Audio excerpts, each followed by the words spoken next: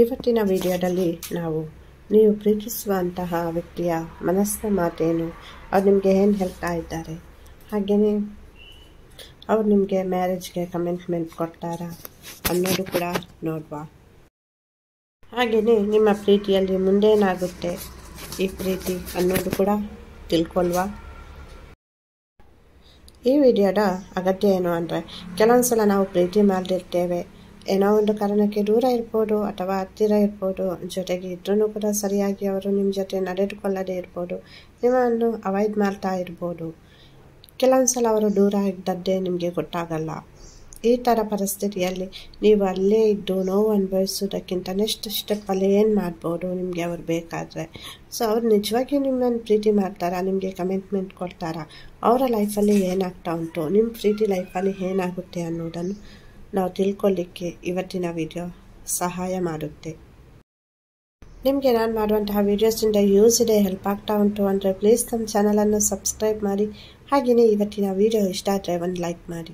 ನನ್ನ ಆರಾಧ್ಯ ದೇವವಾದ ಕೊರಗಜ್ಜ ಹಾಗೂ ಮಹಾಲಕ್ಷ್ಮಿ ಅಮ್ಮನವರು ನಿಮ್ಮ ಜೀವನದಲ್ಲಿ ಸುಖ, ಶಾಂತಿ, ಸಮೃದ್ಧಿ, ನೆಮ್ಮದಿ, ಹಾಗೆಯೇ ನೀವು ಇಷ್ಟಪಟ್ಟಂತಹ ವ್ಯಕ್ತಿಯ ಪ್ರೀತಿ ನಿಮಗೆ ಸಿಗಲಿ, ನಿಮ್ಮ ಪ್ರೀತಿ ನೆಕ್ಸ್ಟ್ ಲೆವೆಲ್ಗೆ ಹೋಗಲಿ ಅಂತ ನಾನು ಕೂಡ ನನ್ನ ಆರಾಧ್ಯ ದೇವವಾದ ಕೊರಗಜ್ಜ ಹಾಗೂ ಮಹಾಲಕ್ಷ್ಮಿ ಅಮ್ಮನವರನ್ನು ಪ್ರಾರ್ಥಿಸುತ್ತೇನೆ. ನೋಡಿ, ಇಲ್ಲಿ 2 ಗುಲಾಬಿ ಹೂಗಳನ್ನು ತೋರಿಸಿದ್ದೇನೆ. ಈ 2 ಗುಲಾಬಿ ಹೂಗಳಲ್ಲಿ ಯಾವುದಾದ್ರೂ ಒಂದು ಗುಲಾಬಿ ಹೂವನ್ನು ಅದು ಯಾವ ರೀತಿ ಆಯ್ಕೆ ಮಾಡ್ಕೊಳ್ಬೇಕು ಅಂದರೆ, ನೀವು ನಿಮ್ಮ ಇಷ್ಟ ದೇವರನ್ನು, ಗುರುಗಳನ್ನು ಪ್ರಾರ್ಥನೆಯನ್ನು ಮಾಡಬೇಕು. ಆ ನಂತರ ನಿಮ್ಮ ವ್ಯಕ್ತಿ, ನಿಮ್ಮ ಪ್ರೇಮಿ, ನಿಮ್ಮ ಹುಡುಗ ಇರ್ಬೋದು, ಹುಡುಗಿ ಇರ್ಬೋದು, ಅವರ ಬಗ್ಗೆ ನೀವು ಆಲೋಚನೆ ಮಾಡಬೇಕು. ಅವರ ಹೆಸರನ್ನು 5 ಬಾರಿ ಹೇಳಬೇಕು. ಅವರ ಜೊತೆ ಕಳೆದಂತಹ ಸುಂದರವಾದ ಕ್ಷಣಗಳನ್ನು ನೀವು ನೆನಪು ಮಾಡಿಕೊಳ್ಬೇಕು. ಆ ನಂತರ ಪ್ರಾರ್ಥನೆಯನ್ನು ಮಾಡಿದ ನಂತರ ನಿಮ್ಮ ಮನಸ್ಸಲ್ಲಿ ಯಾವ ಒಂದು ಹೂವನ್ನು ಆಯ್ಕೆ ಮಾಡಿಕೊಳ್ಬೇಕು. ಯಾವ ಒಂದು ಹೂ ನಿಮ್ಮನ್ನು ಸೆಳೆಯುತ್ತೆ ಆ ಒಂದು ಹೂವನ್ನು ನೀವಿಲ್ಲಿ ಆಯ್ಕೆ ಮಾಡಿಕೊಳ್ಳಿ. ನೋಡಿ, ಯಾರು 1ನೇ ಲೈಟ್ ಪಿಂಕ್ ಕಲರದ್ದು ಗುಲಾಬಿ ಹೂವನ್ನು ಆಯ್ಕೆ ಮಾಡಿಕೊಂಡಿದ್ದೀರಾ, ಇಲ್ಲಿ ನಿಮ್ಮ ಪ್ರೀತಿಯಲ್ಲಿ ಒಂದು ಹೊಸ ಬೆಳಕು ಅನ್ನೋದು ಕಾಣಿಸುತ್ತೆ. ಖಂಡಿತವಾಗಿಯೂ ನಿಮ್ಮ ವ್ಯಕ್ತಿ ನಿಮ್ಮನ್ನು ತುಂಬ ಅರ್ಥ ಮಾಡ್ಕೊಳ್ತಾರೆ, ನಿಮ್ಮನ್ನು ತುಂಬ ಪ್ರೀತಿ ಮಾಡ್ತಾರೆ. ನಿಮ್ಮ ಹುಡುಗ ಇರ್ಬೋದು, ಹುಡುಗಿ ಇರ್ಬೋದು, ನಿಮಗೆ ಒಂದು ಈ ಪ್ರೀತಿಯನ್ನು ಒಂದು ರೇಂಜಲ್ಲಿಟ್ಟು ನೋಡ್ತಾ ಇದ್ದಾರೆ. ತುಂಬ ಈ ಪ್ರೀತಿಗೆ ಗೌರವವನ್ನು ನೀಡ್ತಾರೆ. ಹಾಗೆಯೇ ಈ ಪ್ರೀತಿಯನ್ನು ಒಂದು ತುಂಬ ಕೇರ್ಫುಲ್ ಆಗಿ ಹ್ಯಾಂಡಲ್ ಮಾಡ್ಕೊಂಡು ತಗೊಂಡು ಹೋಗ್ತಾ ಇದ್ದಾರೆ. ನಿಮ್ಮ ಬಗ್ಗೆ ಇರ್ಬೋದು, ನಿಮ್ಮ ಪ್ರೀತಿ ಬಗ್ಗೆ ಇರ್ಬೋದು, ತುಂಬ ಕಾಳಜಿ ಉಂಟು ನಿಮ್ಮ ವ್ಯಕ್ತಿಗೆ. ಅದು ನಿಮ್ಮ ಹುಡುಗ ಇರ್ಬೋದು, ಹುಡುಗಿ ಇರ್ಬೋದು, ಯಾವ ವ್ಯಕ್ತಿಯನ್ನು ನೆನೆಸ್ಬಿಟ್ಟು ವಿಡಿಯೋ ನೋಡ್ತಾ ಇದ್ದೀರಾ ಅವರಿಗೆ. ಕೆಲವೊಂದು ಸಲ ಏನಂದರೆ, ವ್ಯಕ್ತಿಗಳು, ನೀವು ಪ್ರೀತಿ ಮಾಡಿರೋ ವ್ಯಕ್ತಿಗಳು ಬ್ಯುಸಿ ಇದ್ದರೆ ನಿಮಗೆ ಟೈಮ್ ಕೊಡಲ್ಲ. ಆದರೆ ಇವರು ಹಾಗೆ ಅಲ್ಲ, ಎಷ್ಟೇ ಬ್ಯುಸಿ ಇರಲಿ, ಏನೇ ಒಂದು ವರ್ಕ್ ಇರಲಿ, ನಿಮಗೋಸ್ಕರ ಫ್ರೀ ಮಾಡ್ತಾರೆ, ನಿಮಗೆ ಟೈಮ್ ಕೊಡ್ತಾರೆ. ಕೆಲವೊಂದು ಸಲ ಅವರಿಗೇನೆ ಅನಿಸುತ್ತೆ, ನಾನು ಎಷ್ಟು ಬ್ಯುಸಿ ಇದ್ರೂ ಇವರನ್ನು ಎಷ್ಟು ಹಚ್ಕೊಂಡಿದ್ದೇನೆ, ಎಷ್ಟು ಫ್ರೀ ಮಾಡಿ ನಿಮಗೆ ಒಂದು ಮಿಸ್ ಕಾಲ್ ಕೊಡ್ಬೋದು, ಮೆಸೇಜಸ್ ಮಾಡ್ಬೋದು, ಜಸ್ಟ್ ಕಾಲ್ ತೆಗೆದು ಮಾತನಾಡ್ಬೋದು ನಿಮ್ಮ ಜೊತೆ, ನೀವು ಹೇಗಿದ್ದೀರಾ ಅಂತ ತಿಳ್ಕೊಳ್ಳಿಕ್ಕೆ. ಎಷ್ಟೇ ಬ್ಯುಸಿ ಇದ್ರೂ ನಿಮ್ಮನ್ನು ಯಾವತ್ತವರು ಅವಾಯ್ಡ್ ಮಾಡುವಂಥ ಮನಸ್ಥಿತಿ ಕೂಡ ಅವರಿಗಿಲ್ಲ. ನೀವು ಅವರನ್ನು ತುಂಬ ಆಕರ್ಷಣೆ ಮಾಡ್ತೀರಾ. ಈ ಪ್ರೀತಿಯಲ್ಲಿ ಆಕರ್ಷಣೆ ಅನ್ನೋದು ಇದ್ದಾಗ ಮಾತ್ರ ಈ ಪ್ರೀತಿ ಸಕ್ಸಸ್ ಆಗುತ್ತೆ. ಪ್ರೀತಿಯಲ್ಲಿ ಆಕರ್ಷಣೆ ಅನ್ನೋದು ಬೇಕಾಗುತ್ತೆ. ಸೊ ಖಂಡಿತವಾಗಿ ನೀವು ಅವರನ್ನು 100% ಆಕರ್ಷಣೆ ಮಾಡ್ತೀರಾ. ಹಾಗಾಗಿ ಈ ಪ್ರೀತಿ ನೆಕ್ಸ್ಟ್ ಲೆವೆಲ್ಗೆ ಹೋಗುತ್ತೆ. ಇಲ್ಲಿ ಕೆಲವರು ಪ್ರೀತಿಯಿಂದ ದೂರ ಆದವರು ಇರಬಹುದು, ಕೆಲವರು ಲಾಂಗ್ ಡಿಸ್ಟೆನ್ಸಲ್ಲಿದ್ದೀರಾ, ಕೆಲವರು ಸಪರೇಷನಲ್ಲಿದ್ದೀರಾ. ನಿಮ್ಮ ವ್ಯಕ್ತಿ ಖಂಡಿತವಾಗಿ ನಿಮಗೆ ಕಮಿಟ್ಮೆಂಟ್ ಕೊಡ್ತಾರೆ, ನಿಮ್ಮ ಲೈಫಲ್ಲಿ ಅವರು ರಿಟರ್ನ್ ಬರ್ತಾರೆ. ನಿಮಗೆ ಇವಾಗ ನೀವು ಯಾರನ್ನಾದರೂ ಪ್ರೀತಿ ಮಾಡ್ತಾ ಇದ್ದೀರಾ, ನಿಮ್ಮ ಲೈಫಲ್ಲಿ ಇನ್ನೂ ಯಾರು ಕೂಡ ಇಲ್ಲ, ಸಿಂಗಲ್ಸ್ ಇದ್ದೀರಾ, ಯಾರಾದರೂ ನಿಮಗೆ ಕ್ರಶ್ ಇರ್ಬೋದು, ಖಂಡಿತವಾಗಿಯೂ ಅವರು ಕೂಡ ನಿಮಗೆ ಕಮಿಟ್ಮೆಂಟ್ ಕೊಡ್ತಾರೆ, ನಿಮಗೆ ಕೂಡ ಅವರ ಪ್ರೀತಿ ಸಿಗುತ್ತೆ. ಇಲ್ಲಿ ತುಂಬ ನೀವು ಅವರನ್ನು ಅಟ್ರಾಕ್ಟ್ ಮಾಡ್ತೀರಾ. ನಿಮ್ಮ ಲೈಫಲ್ಲಿ, ನಿಮ್ಮ ಪ್ರೀತಿಯ ಜೀವನದಲ್ಲಿ ಒಂದು ಗುಡ್ ನ್ಯೂಸ್ ಅನ್ನೋದು ಬಂದೇ ಬರುತ್ತೆ. ನಿಮ್ಮ ಹುಡುಗ ಇರ್ಬೋದು, ಹುಡುಗಿ ಇರ್ಬೋದು, ಜೀವನದಲ್ಲಿ ಕನಸುಗಳನ್ನು ಕಂಡಿದ್ದಾರೆ. ಹಾಗೆಯೇ ನೀವು ಕೂಡ ಕನಸನ್ನು ಕಂಡಿದ್ದೀರಾ. ಆ ಕನಸು ನೆರವೇರಬೇಕು ಅಂತ ನೀವು ಕೂಡ ವರ್ಕ್ ಮಾಡ್ತೀರಾ. ತುಂಬ ಒಳ್ಳೆಯದಾಗುತ್ತೆ. ಒಂದು ಸರ್ಪ್ರೈಸ್ ಅನ್ನೋದು ನಿಮ್ಮ ಲೈಫಲ್ಲಿ ಖಂಡಿತವಾಗಿಯೂ ಬರುತ್ತೆ. ನೀವು ಯಾವ ವ್ಯಕ್ತಿಯನ್ನು ನೆನೆಸ್ಬಿಟ್ಟು ವಿಡಿಯೋ ನೋಡ್ತಾ ಇದ್ದೀರಾ, ನೀವಿಬ್ಬರು ಆತ್ಮದಿಂದ ಕನೆಕ್ಟ್ ಆದಂಥದ್ದು. ಸೊ ಆತ್ಮದಿಂದ ಕನೆಕ್ಟ್ ಆದಾಗ ಏನಾಗುತ್ತೆ ಅಂದರೆ ಅಲ್ಲಿ ತುಂಬ ಪ್ರೀತಿ ಸ್ಟ್ರಾಂಗ್ ಆಗಿರುತ್ತೆ. ಹಾಗೆಯೇ ನೆಕ್ಸ್ಟ್ ಫ್ಯೂಚರಲ್ಲಿ ಅವರು ಕಮಿಟ್ಮೆಂಟ್ ಕೂಡ ಕೊಡ್ತಾರೆ. ಫ್ಯಾಮಿಲಿ ಲೈಫ್ ಕೂಡ ತುಂಬ ಚೆನ್ನಾಗಿರುತ್ತೆ. ನೀವಿಬ್ಬರು ಯಾವುದೇ ಕಾರಣಕ್ಕೂ ದೂರ ಆಗಬೇಕು ಅಂದ್ರೂ ದೂರ ಆಗಲ್ಲ.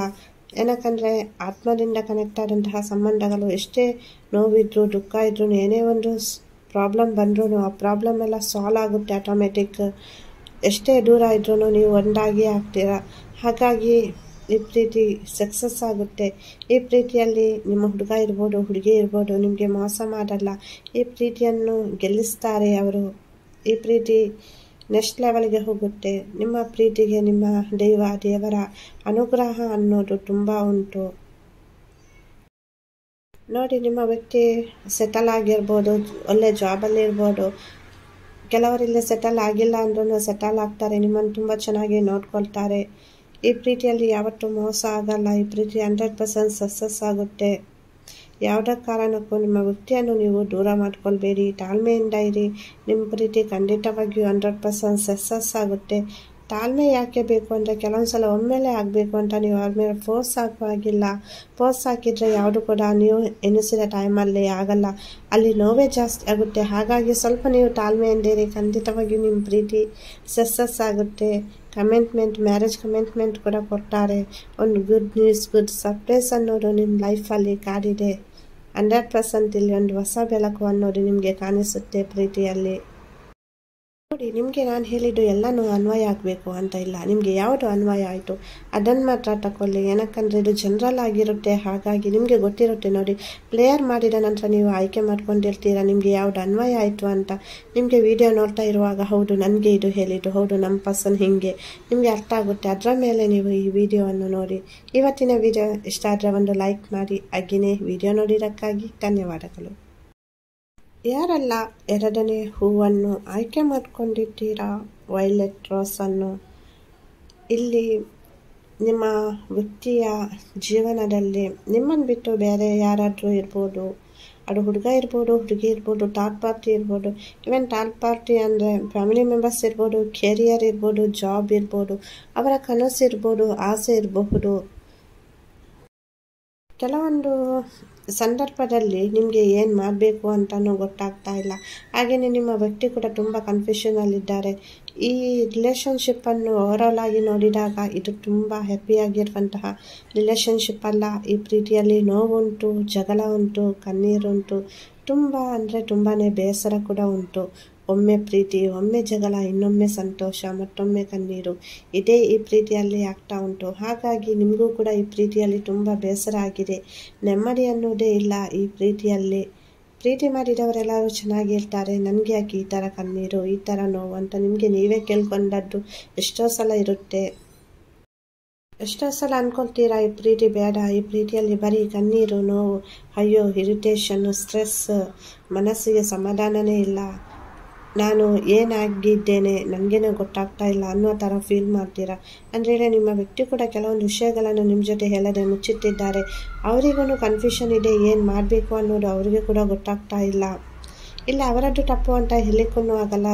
ಕೆಲವೊಂದು ಸಲ ಸಮಯ ಸಂದರ್ಭ ಆಗಿರುತ್ತೆ. ಅವರ ಲೈಫಲ್ಲಿ ಬೇರೆ ಯಾರಾದರೂ ಇರ್ಬೋದು, ಅವರ ಮನಸ್ಸಿನಲ್ಲಿ ಇನ್ನೇನು ಆಲೋಚನೆಗಳಿರ್ಬೋದು.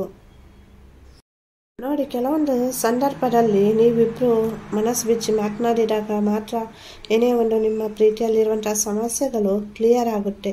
ನೀವು ಮಾತನಾಡಲ್ಲ, ಅವರು ಮಾತನಾಡಲ್ಲ, ಬರೀ ಮೌನ, ಬರೀ ನೋವು, ಜಗಳ, ಪ್ರತಿಯೊಂದಕ್ಕೂ ಜಗಳ, ಕೋಪ, ಅದೇ ನೀವು ಮಾಡ್ತಾ ಇದ್ರೆ, ನೀವು ಕಣ್ಣೀರು ಹಾಕಿದ್ರಿ ಅಂತ ಅವರು ಚೇಂಜ್ ಆಗ್ತಾರಾ? ಇಲ್ಲ. ಅವರ ಮನಸ್ಥಿತಿ ಚೇಂಜ್ ಆಗುತ್ತಾ? ಎಷ್ಟು ಸಲ ಚೇಂಜ್ ಆಗ್ಬೋದು?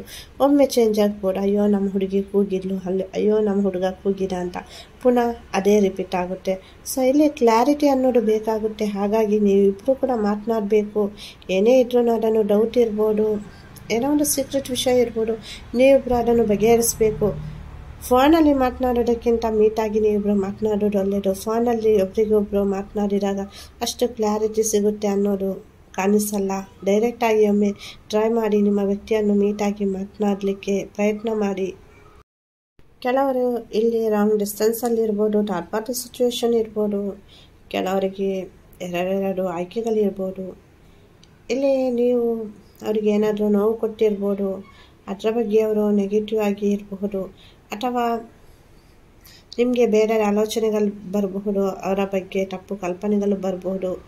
ಇಲ್ಲಿ ಪ್ರೀತಿಯಲ್ಲಿ ನೆಮ್ಮದಿ ಅಂತೂ ಏನೂ ಇಲ್ಲ, ಖುಷಿನೂ ಇಲ್ಲ. ನೀವು ಕೆಲವೊಂದು ಸಲ ಅಂದ್ಕೊಳ್ತೀರಾ, ಎಷ್ಟೇ ಜಗಳ ಆದ್ರೂ ನೋವಾದ್ರೂ ಬಿಡಲ್ಲ, ನನಗೆ ನನ್ನ ಪ್ರೀತಿ ಬೇಕು ಅಂತ. ಬಟ್ ಅವರು ನಿಮ್ಮ ಜೊತೆ ಸರಿಯಾಗಿ ಮಾತನಾಡದೆ, ನೀವು ಅವರ ಬಗ್ಗೆ ತಿಳ್ಕೊಳ್ಳದೆ, ಅವರು ನಿಮ್ಮ ಬಗ್ಗೆ ಸರಿಯಾಗಿ ತಿಳ್ಕೊಳ್ಳದೆ ಯಾವುದು ಕೂಡ ಆಗಲ್ಲ. ಒಂದು ವೇಳೆ ನೀವು ಈ ಪ್ರೀತಿ ಬೇಕೇ ಬೇಕು ನನಗೆ ಅಂದರೆ ನೀವು ಹೈ ರಿಸ್ಕ್ ತಗೊಳ್ಲಿಕ್ಕೆ ಇಲ್ಲಿ ರೆಡಿ ಆಗಿರಬೇಕು. ರಿಸ್ಕ್ ತಗೊಂಡ್ರೂ ಅದು ಸರಿಯಾಗುತ್ತೆ ಅಂದರೆ, ಕೆಲವೊಂದು ಸಮಸ್ಯೆಗಳು ರಿಸ್ಕ್ ತಗೊಂಡ್ರೆ ಆಗುತ್ತೆ, ಇವತ್ತೆಲ್ಲ ತುಂಬ ಟೈಮ್ ತಗೊಳ್ತೆ ಆಗುತ್ತೆ. ಬಟ್ ಕೆಲವೊಂದು ಸಮಸ್ಯೆಗಳು ಸರಿ ಮಾಡಲಿಕ್ಕೆ ಹೋದ್ರೂ ಸರಿ ಆಗಲ್ಲ. ನಿಮಗೆ ಕಾನ್ಫಿಡೆನ್ಸ್ ಇರಬೇಕು, ಇದು ಸರಿ ಆಗುತ್ತೆ, ನಾನು ಮಾಡಿಯೇ ಮಾಡ್ತೇನೆ ಅಂತ. ರಿಸ್ಕ್ ತಗೊಳ್ಬೇಕು, ಹೈ ರಿಸ್ಕ್ ತಗೊಳ್ಬೇಕು, ಆವಾಗ ಖಂಡಿತವಾಗಿಯೂ ಈ ಪ್ರೀತಿ ಸಕ್ಸಸ್ ಆಗುತ್ತೆ. ಇಲ್ಲ ಅಂದರೆ ಈ ಪ್ರೀತಿಯಲ್ಲಿ ಬರೀ ನೋವು, ದುಃಖ, ಜಗಳ, ಕಣ್ಣೀರು ಅಷ್ಟೇ. ಅದಕ್ಕಿಂತ ನೀವು ಈ ಥರ ನೋವು ಅನುಭವಿಸೋದಕ್ಕಿಂತ ಈ ರಿಲೇಷನ್ಶಿಪ್ಪಿಂದ ನಿಮಗೆ ಏನೋ ಒಂದು ರಿಸ್ಕ್ ತಗೊಂಡು, ಹೈ ರಿಸ್ಕ್ ತಗೊಂಡು ನೀವು ಈ ರಿಲೇಷನ್ಶಿಪ್ಪನ್ನು ಸರಿ ಮಾಡ್ಕೊಳ್ಬೇಕು, ನಿಮ್ಮ ಜೊತೆ ಇರಬೇಕು ಅಂದರೆ, ಬಟ್ ಇದು ಏನೂ ಆಗಿಲ್ಲ, ನನಗೆ ಬೇಡ, ನನಗೆ ಸಾಕಾಗಿದೆ ಅಂದರೆ ನೀವು ಈ ರಿಲೇಷನ್ಶಿಪ್ಪಿಂದ ಮೂವ್ ಆನ್ ಆಗಬಹುದು. ಆದರೆ ಒಮ್ಮೆ ಇದರ ಬಗ್ಗೆ ಸರಿಯಾಗಿ ಆಲೋಚನೆ ಮಾಡಿ, ಅಷ್ಟು ಸುಲಭದಲ್ಲಿ ಯಾವುದನ್ನು ಕೂಡ ಮರೆಯಲಿಕ್ಕೂ ಆಗಲ್ಲ, ಬಿಟ್ಟು ಕೊಡಲಿಕ್ಕೂ ಅಷ್ಟು ಸುಲಭ ಇಲ್ಲ. ಒಮ್ಮೆ ನೀವಿಬ್ಬರು ಒಟ್ಟಿಗೆ ಮಾತನಾಡಿ, ಏನೇ ಒಂದು ಸಮಸ್ಯೆ ಇದ್ರೂ, ಅವರೇ ಏನಾದರೂ ಹೈಡ್ ಮಾಡಿದ್ರು, ನಿಮ್ಮ ಜೊತೆ ಸೀಕ್ರೆಟ್ ಆಗಿ ಮುಚ್ಚಿಟ್ಟಿದ್ರು, ಅವ್ರ ಜೊತೆ ಕೇಳಿ ಎಲ್ಲಕ್ಕೂ ಕ್ಲಾರಿಟಿ ತಗೊಳ್ಳಿ. ಇವನ್ ನೆಕ್ಸ್ಟ್ ಸ್ಟೆಪ್ ತಗೊಳ್ಲಿಕ್ಕೂ, ಕಮಿಟ್ಮೆಂಟಿಗೂ ಅವರು ರೆಡಿ ಇಲ್ಲ. ಅವರ ನಿರ್ಧಾರಗಳೇ ತುಂಬ ಡಿಫ್ರೆಂಟ್ ಆಗಿಂಟು. ಪ್ರೀತಿಯಲ್ಲಿ ಇರಬೇಕಂತ ಖುಷಿ, ಸಂತೋಷ, ನೆಮ್ಮದಿ ಅನ್ನೋದು ಈ ರಿಲೇಷನ್ಶಿಪ್ಪಲ್ಲಿ ಏನೂ ಇಲ್ಲ. ಸೊ ಅವರು ರಿಸ್ಕ್ ತಗೊಳ್ಲಿಕ್ಕೆ ರೆಡಿ ಇಲ್ಲ, ನೀವು ಹೈ ರಿಸ್ಕ್ ತಗೊಳ್ಬೇಕಾಗುತ್ತೆ. ಹಾಗಾಗಿ ಒಮ್ಮೆ ಮಾತನಾಡಲಿಕ್ಕೆ ಹೋದಾಗ ಮಾತನಾಡುವ ವಿಷಯವನ್ನು ಬಿಟ್ಟು ಬೇರೆ ವಿಷಯವನ್ನು ಮಾತನಾಡಬೇಡಿ. ಅವ್ರ ಜೊತೆ ಒಂದು ಕ್ಲಾರಿಟಿ ತಗೊಳ್ಳಿ, ಈ ರಿಲೇಷನ್ಶಿಪ್ಪಲ್ಲಿ ನನಗೆ ಈ ಥರ ಇರಬೇಕು, ಈ ಥರ ಇಲ್ಲಿ ಬರೀ ನೋವು, ದುಃಖ, ಜಗಳ ಇದೇ ಆಗ್ತಾ ಉಂಟು, ನನಗೆ ಕಮಿಟ್ಮೆಂಟ್ ಕೊಡ್ತೀರಾ? ಆ ಥರ ನೀವು ಕೇಳಿ, ಅವ್ರು ಏನು ಹೇಳ್ತಾರೆ ಅಂತ ಅದರ ಮೇಲೆ ನೀವು ಮುದ್ದಿನ ನಿರ್ಧಾರವನ್ನು ತಗೊಳ್ಳಿ. ಕೆಲವೊಂದು ಸಲ ಬರೀ ನೋವೇ ಆದರೆ ಪ್ರೀತಿಗೂ ಅರ್ಥ ಇರಲ್ಲ. ನಿಮ್ಮ ಮನಸ್ಸಿಗೆ ಏನು ಅನಿಸುತ್ತೆ ಆ ನಿರ್ಧಾರವನ್ನು ತಗೊಳ್ಳಿ. ಅದಕ್ಕೆ ನಿಮ್ಮ ಇಷ್ಟ ದೈವ, ದೇವರ, ಗುರುಗಳ ಅನುಗ್ರಹ ಅನ್ನೋದು ಸಂಪೂರ್ಣವಾಗಿ ಇರುತ್ತೆ. ನಿಮಗೆ ನಿಮ್ಮ ಪ್ರೀತಿ ಸಿಗಲಿ ಅಂತ ನಾನು ಕೂಡ ನನ್ನ ಆರಾಧ್ಯ ದೈವವನ್ನು ಪ್ರಾರ್ಥನೆಯನ್ನು ಮಾಡ್ತೇನೆ. ನಿಮಗೆ ನಾನು ಹೇಳಿದ್ದು ಎಲ್ಲನೂ ಅನ್ವಯ ಆಗಬೇಕು ಅಂತ ಇಲ್ಲ, ನಿಮಗೆ ಯಾವುದು ಅನ್ವಯ ಆಯಿತು ಅದನ್ನು ಮಾತ್ರ ತಗೊಳ್ಳಿ. ಇದು ಜನರಲ್ ಆಗಿರುತ್ತೆ. ಇದನ್ನು ಜಸ್ಟ್ ಎಂಟರ್ಟೈನ್ಮೆಂಟ್ ಪರ್ಪಸ್ಗೋಸ್ಕರ ನೋಡಿ, ಜಾಸ್ತಿ ಟೆನ್ಷನ್ ಮಾಡ್ಕೊಳ್ಬೇಡಿ.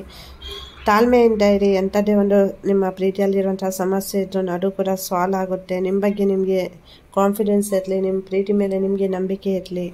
ಇವತ್ತಿನ ವಿಡಿಯೋ ಇಷ್ಟ ಆದರೆ ಒಂದು ಲೈಕ್ ಮಾಡಿ. ವಿಡಿಯೋ ನೋಡಿದ್ದಕ್ಕಾಗಿ ಧನ್ಯವಾದಗಳು.